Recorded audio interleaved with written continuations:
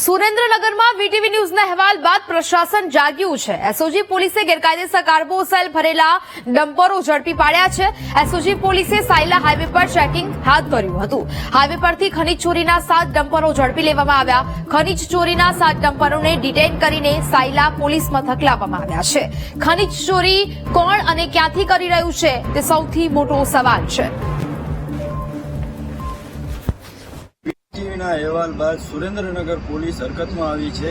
ત્યારે સાયલા હાઈવે ઉપર 7 જેટલા ડમ્પરો ઝડપી પાડવામાં આવ્યા હતા અને હાલ જે 7 ડમ્પરો ઝડપી પાડવામાં આવ્યા છે તે કાર્બોસેલના ભરેલા હોય તેવું સામે આવી રહ્યું છે। ત્યારે સવાલ અહીં એ થાય છે કે 7 ડમ્પરોમાં માલ ક્યાંથી આવ્યો, કોને ભર્યો, તે અનેક સવાલો ઊભા છે।